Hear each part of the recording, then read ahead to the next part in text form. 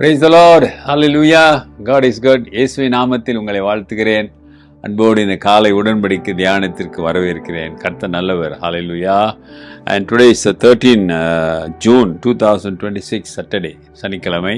அவர் நல்லவர் என்பதை நாம் மறந்துவிடக்கூடாது. ஆண்டவருடைய கிருபை எப்பொழுது நம்ம கூட இருக்கு. ஆனால் நாம் அநேக சமயத்தில் we are disappointed in so many things. ஒரு நிறைவு இல்லாத மாதிரி நாம் வாழ்ந்து கொண்டிருக்கிறோம். ஆனால் ரட்சிக்கப்பட்டவர்கள் கர்த்தருடைய பிள்ளைகள் நிறைவோடு வாழ வேண்டும். ஏன்னா அவர் நிறைவை தருகிறவர். நிறைவு வரும்போது குறை போய்விடும், ஒளி வந்த உடனே இருள் போய்விடும். அமைதானே? ஆகவே நிறைவான ஒரு வாழ்க்கை வாழ கற்றுக்கொள்ளுங்கள். கர்த்தர் போதுமானவராக இருப்பார். சரி, இன்றைக்கி நம்ம கொலேசியன் சாப்டர் 4 verse 18, கொலேசியர் 4:18. இன்னையோட கொலேசியன் நிருப முடியுது. Episode of Colossians is finishing. Today is the last verse. நாளைக்கு ஒரு புதிய புத்தகத்தை நாம் புதிய ஏற்பாட்டில் பார்க்க போகிறோம். சரிங்களா? ஜெபம் பண்ணீங்க, கர்த்தர் நடத்துவார். 4:18 கொலேசியன்ஸ் பார்ப்போமே. பவுல் என்ன கடைசியாக சொல்கிறாரு? These salutations by my own hand, Paul. Remember my chain, grace be with you. Amen. பவுலாகிய நான் என் கையினால் எழுதி உங்களை வாழ்த்துகிறேன். நான் கட்டப்பட்டிருக்கிறதை நினைத்துக் கொள்ளுங்கள். கிருபை உங்களோடு இருப்பதாக. ஆமேன். கடைசியாக அவர் வாழ்த்தி முடிக்கிறாரு. எப்படி எழுதுறார்? நான் கைப்பட எழுதினேன். ஹல்லேலூயா. These salutations by my own hand. யாரோ எழுத சொல்லவில்லை, தனக்காக யாரும் எழுதவில்லை. நான் என் கைப்பட எழுதுகிறேன். 4 அதிகாரம் இருக்குது. 4 அதிகாரத்தை நீங்கள் இப்போ ஒரு பேப்பரில் எழுதி பாருங்களேன், எத்தனை பக்கம் வருகிறது என்று பாருங்கள். எழுதி பாருங்கள். நீங்கள் எழுதுவதற்கு இவ்வளோ நேரம் எடுக்கணும் யோசிச்சு பாருங்கள்.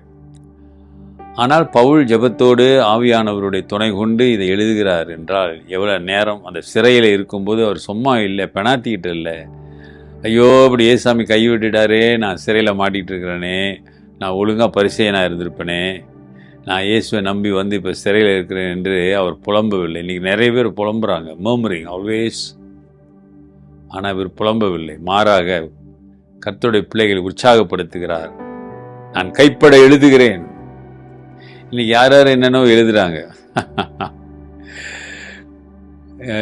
எழுதுகிறாங்கன்னா என்னென்ன எழுதுகிறாங்கன்னா ஒருவேளை உங்களுக்கு புரியலாம். நான் என்ன சொல்ல, எழுதுகிறார்கள். நல்லதும் எழுதுகிறார்கள், கெட்டதும் எழுதுகிறார்கள், தாங்கள் நினைத்ததையும் எழுதுகிறார்கள், மற்றவர்கள் நினைக்காததையும் எழுதுகிறார்கள். சரி தானே? they writing so many things about so many things. they writing about many things about so many things. Okay, but Paul is writing to the churches. என்ன ஒரு அற்புதம்னா, அதிசயம்னா, அருமையான. சிறையில் இருக்கும்போது எழுதுகிறார். எப்படி எழுதுகிறார்? விசுவாசத்தை உற்சாகப்படுத்தி எழுதுகிறார். அல்லேலூயா.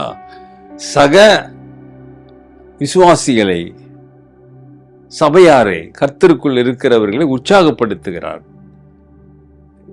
வாழ தகுதியுள்ளவர்களாக மாற்றுகிறார். ஐயா, இப்படி இருக்காதீங்க, இதை செய்யாதீங்க, இப்படி இருங்கய்யா, ஆண்டவர் மகிமையா இருங்க, ஆண்டு இதை செஞ்சாரு, இப்படியெல்லாம் அவர்களை உற்சாகப்படுத்தி அவர்களை திருத்தி அவருடைய வார்த்தையின் மூலம், ஆவியானவர் மூலம் கிரியை செய்யும்படியாக ஜெபித்து இந்த எழுதி அனுப்புகிறார். அவர் எழுத்தில் அவருக்கு நம்பிக்கை இருந்தது. இதை படிக்கும்போது, வாசிக்கும்போது, இதை கேட்கிறவர்களுக்கு நிச்சயம் ஒரு பெரிய ஒரு மாற்றம் வரும் என்று. ஆமாம், ஆராதனையிலே ஆண்டவருடைய வார்த்தையை வாசிக்கும் பொழுதும், வார்த்தையை பேசும் பொழுதும் ஆண்டவர் கிரியை செய்வார் என்று நீங்கள் நம்ப வேண்டும். நம்பி செய்யும் பொழுது நிச்சயம் அந்த நம்பிக்கைக்கு கர்த்தர் கனத்தை கொடுப்பார். Hallelujah. If you trust and believe, dear brother and sister, the Lord will honor your faith. உன்னுடைய விசுவாசத்தை, உன்னுடைய நம்பிக்கையை அவர் கனப்படுத்துவார். ஸோ பவுல் நம்பிக்கையோடு எழுதுகிறார். நான் சிறையிலிருந்து எழுதுறையா, கைப்பட எழுதுகிறேன். சிறையில் என்னங்க வசதி கிடைச்சிருக்கோம், இங்கு கிடைச்சிருக்கோம், ஒரு பேனா கிடைச்சிருக்கோம், பேப்பர் கிடைச்சிருக்கோம், லைட் இருக்கு. அந்த காலத்தில் இல்லையே, பகலில் தான் எழுதியிருப்பார். ஆமாம் தானே?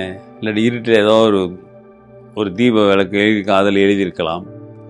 சரி, அவருக்கு எப்படி இங்கு கிடைச்சது தெரியல, பேப்பர் கிடைச்சது தெரியல. ஆனால் சிறையில் இருந்து எழுதுகிறார். நமக்கு எல்லா வசதியும் இருந்து நாம் எழுதுவதில்லை. ஆமாம் தானே? எல்லா வசதி வாய்ப்புகள் இருந்தும் நாம் எழுதி ஒருத்தர் உற்சாகப்படுத்துவதற்கு மாறாக குறைகளை குற்றங்களை பேசிக்கொண்டே இருக்கிறோம். வாழ்த்துங்கள், உற்சாகப்படுத்துங்கள்.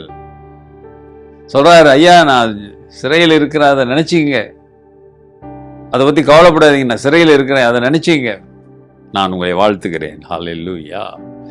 இன்றைக்கும் நீங்களும் நானும் விசுவாசத்திலே பலப்பட்டவர்களாக, அசைக்க முடியாதவர்களாக எல்லா சூழ்நிலையும் நாம் நின்று கர்த்தரை மகிமைப்படுத்துங்க.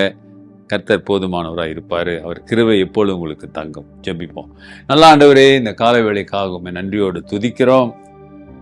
வார்த்தைகளுக்காய் ஸ்தோத்திரம் ஆண்டவரே. நாங்கள் உற்சாகமானவர்களாக மற்றவர்களை உற்சாகப்படுத்த, ஆறுதல் படுத்த, பலப்படுத்த உதவி செய்யுங்க.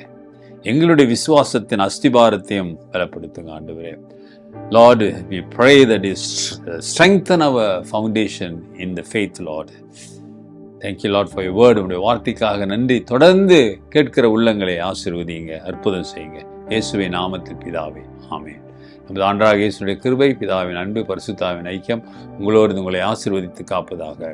என் ஆத்துமாவே கர்த்தரை ஸ்தோத்திரி, என் முழு உள்ளமே அவர் பரிசுத்த நாமத்தை ஸ்தோத்திரி. என் ஆத்துமாவே கர்த்தரை ஸ்தோத்திரி, அவர் செய்த சகல உபகாரங்களை மறவாதே. ஆமென். என் பிரதர் சிஸ்டர், சகோதரனே சகோதரியே,